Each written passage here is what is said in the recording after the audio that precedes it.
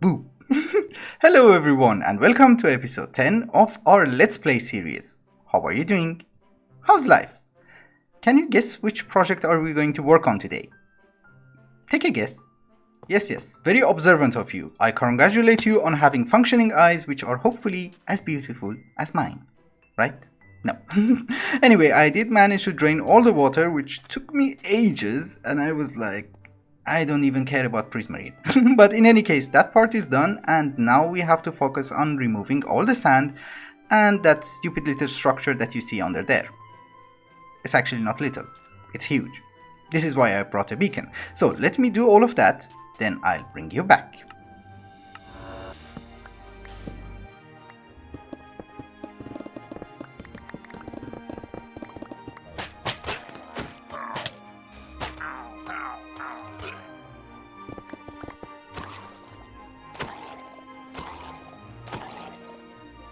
So a small change of plans, I got a trident, so we are going to try and enchant it, and I do think I have a lot of enchantments for tridents here, because I never used them. This guy is going to have Mending, Loyalty, Channeling, and Unbreaking 3. Impaling 2 was already on it, so yeah. And we already have some test subjects. Seriously, this is the coolest thing ever. I love this. You know guys, it's been almost an hour later and this is what I've been doing. Hunting fish. Oh, you drop bone meal? What kind of fish is that? Enough of fooling around, let's get down to business and go through some of the basics. And I have been studying because this is my first guardian farm and I'm like, I don't know what to do. Anyway, this huge cube that you see in front of you is the bounding box of the guardian temple. Minus that part which I made a mess with the sand. But this is why I'm facing this way so that you would not see that. Anyway, this is the bounding box of the guardian temple, meaning that from this level until that level, guardians will be able to spawn if there is water. This level is the base of the guardian temple itself, so if I come down here you can see the pillars, and I put sea lanterns here because drowns would be able to spawn, and I was like no, no, that's not a good idea. And that level is the ocean level, so if we have water they would be able to spawn and we would be able to farm them, and luckily no other mob will be able to spawn, so these torches are actually not necessary. You will not get mobs on top of this prismarine. And by mobs, I meant hostile mobs, because we had bats. There are also a few game mechanics that we have to take into consideration. For instance, the lower our spawning platforms are, or in this case a tank, the higher are the spawn rates. The problem is, we can't actually go lower than this, which brings another problem. A guardian has to drop by 35 blocks in order to die. And this is why level 40. So if we drop them from here, which is literally the lowest level that we can have the tank, I'll be dropping them on bedrock and there is no space for an item filtering system, or I don't know, a small hallway or storage or whatever. Will be on top of bedrock and in the middle of lava. So I was thinking of making a tank using soul sand. We funnel them up, then throw them from Y level 55 or something, so that it would be more manageable. At least that's the plan. But for that we need a little bit of ice, because if I want to make a tank, I don't want to fill it in using a bucket. Since they have changed the textures, are you ice or are you packed ice? Oh, it's ice, okay. I can grab a few. This is roughly the shape of what I had in mind. Of course, this is a prototype, it will be much higher and it will be full of water, and this is why we brought ice. I want to test it first to see if they actually spawn on top of soul sand. Well, not in soul sand, but you know, in bubbly water. And the last one. Yes. So let's fly away and give them a chance to spawn. Oh yeah, they do spawn. Look, there's two of them. That was fast. Okay, it was probably a very bad idea, because now I have to get rid of them. And I don't know how. Okay, at least we know that they do spawn in bubbly water. That's good. So maybe I go like 15 blocks high and then I make also another tank? There will be more spawning spaces, so that should be good. I hope. We'll see. As a person who doesn't know what he's doing, I think I did a pretty good job because look, it's just a very small tank and look how many guardians we have. And I've been sitting here for a while so they couldn't spawn, but this is amazing and it looks very promising. I'm actually thinking, what if we make a second tank?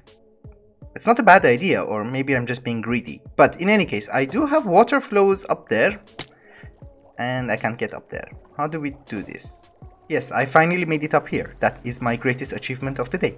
Anyway, what I was going to say is that I have water sources here and they will be funneled this way if I remove these blocks, and we can just direct them into that hole and drop them to their deaths. I'm not going to use lava because when they die in lava, it actually takes longer for them to die and they will still occupy the mob cap, and we don't want to do that because we have around 70 hostile mobs which are able to spawn at any given time, and the sooner we get rid of them, the sooner new ones would spawn, and the farm will be much more efficient. So, I think dropping them should be a nice solution. Yeah, when you have a lot of guardians confined in a very small place and you want to push them down through a 2x2 hole, they get playful and they don't cooperate with you, which is not very good because even though we should be able to spawn a lot of guardians, we can't kill them fast enough.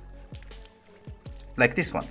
So I thought, we're gonna need a bigger hole, a 4x4 hole, and the good part about this design is that the more guardians you actually have, the better, because they will bump into one another and push each other down, and it's much more efficient. And I'm extremely happy with the results. Look, I haven't even lit up the caves yet, and we get guardians all the time. I went ahead and installed the item filtering system, so we are keeping the prismarine shards and the prismarine crystals. I'm voiding all the fish because they drop a lot of fish, and I was like, where the hell am I going to store them? So we're just voiding them. Besides, even if I want fish, there's plenty left in our AFK fish farm. But for now, this is working perfectly. I'm very happy with it. And the only problem is actually logistics, getting in and out. This is the final design of our tank, the same one that you saw in creative and obviously scaled up and with a lot of water source blocks. As you can see, we are getting constant guardians, even though I haven't lit up any caves, so I'm actually very happy with this. I made it out of the material at hand because I tore down the guardian temple and I was left with a lot of prismarine, and I already made a lot of glass for the tanks, and I thought, yeah, okay, we have the material at hand, so let's make it out of these. Later on, probably we will put a facade around it and try to make it look nice, but for now, function-wise, it does work, and I'm very happy and proud of myself. But two very small points. The first point is you have to have solid blocks on top of your tank. Guardians do not care about the light level, but for some reason they do care if there's solid block on top of the tank. I used half slabs and we didn't get any guardians. So I was like, okay, I can put it back. Anyway, the second point is you have to be extremely careful when you're placing water for the water currents which will push them into the hole. Because if you make one mistake and you update the water, you're screwed and you have to rebuild everything. I did that several times. Hi. Oh, and by the way, I got 2 more tridents. I was planning to make a drowned farm in order to get tridents, but now I'm like, what's the point? We already have 3 of them. Anyhow, let us go to the end and start repairing some of our tools, and then later on we will come back here and try to connect this to a nether portal, because this is 2,400 blocks away from home. And I'm lazy flying. It's easier if we go through the nether using... Why can't I fly? It's easier to go through the nether, I guess. By the way, I'm not sure if I've shown you or not, but I did fix up our storage area for the mob farm over there, and now I think it looks a little bit more decent. Anyway, I just came here to pick up some gunpowder in order to make a few rockets. Just one stupid fact. I'm lazy to make a mending villager, and I'm still trading with this guy in order to get mending books. Very efficient.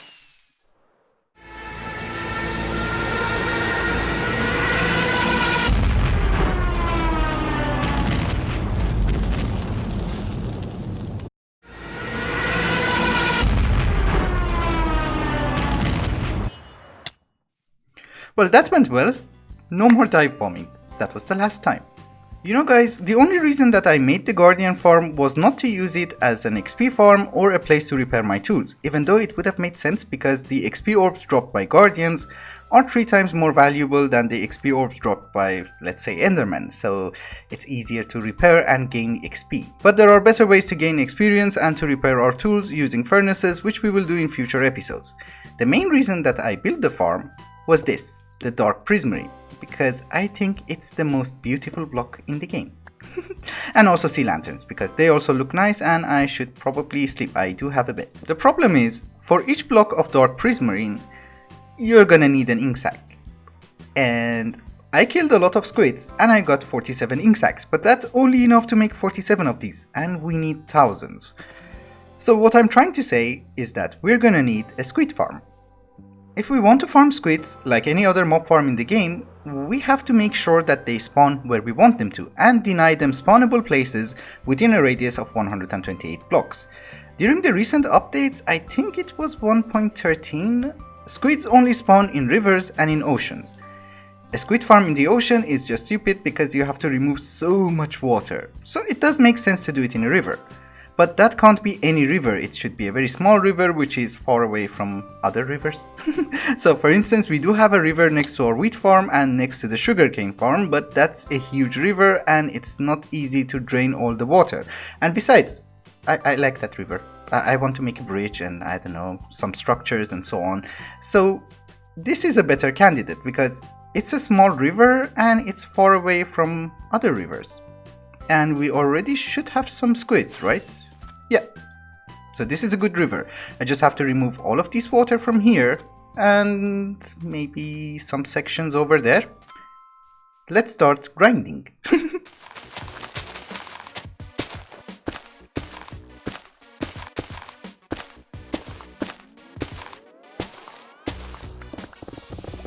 It seems out of all the rivers available in our world, I chose literally one of the worst rivers in order to make a squid farm, because if you remember, all of this area was covered in water, right? The problem is, this is savanna and this is dark oak forest, and you get a teeny tiny bit of river biome in the middle which squid are able to spawn. And that's not very good. My plan was to make a huge tank, bring some guardians and start shooting the squid in order to get their ink. But I could not make a huge tank because there's not enough space, so I had to go with the traditional method of using fence gates. And it was not easy. I really would have preferred to make another guardian farm than placing all these fence gates. The problem is, you also have to put signposts because we also get salmon in the river biome and we don't want the salmon, we just want squids. And you have to waterlog each and every one, which takes a tremendous amount of time. But when I finished this, I realized, oh, I'm actually turning into an expert of placing fence gates. So I was like, yeah, let's extend it and add another piece here, which I did, and the rates are fairly good. If we go down there, you can actually see it by yourself.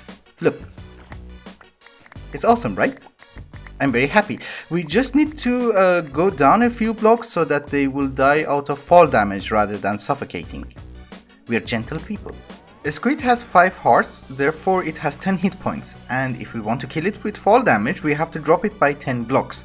The first 3 blocks will not count because you will take fall damage on the 4th block, so we have to dig 13 blocks lower, I think. This is 1, 2, 3, I have to go 10 blocks lower. I'll be right back. And splash. Yes, I would say this is the proper distance. Well, now that we have access to my favorite block in the game, we should be able to start building stuff. Because so far, look at our base. It's just a mishmash of garbage. And we should start making some structures in order to make this place more homely. I've also did some stuff at the Aztec temple and I did breed up some villagers. And these guys are the new villagers. I think they're masons, but in any case they have a trait which they take 1 emerald and give you 10 bricks. So we can also get bricks relatively easy. The problem is hardened clay, and I'm a fan of red hardened clay, but none of these guys actually offer it. So one day we have to find a mesa. But that day is not today. It's probably later. Anyway guys, I think it's also a good time to wrap up the episode. Sorry it's a bit of a shorter episode, but making the Guardian farm and the Squid farm took a very long time. Anyway, thank you so much for watching, and I hope you enjoyed it. Till the next one, bye bye.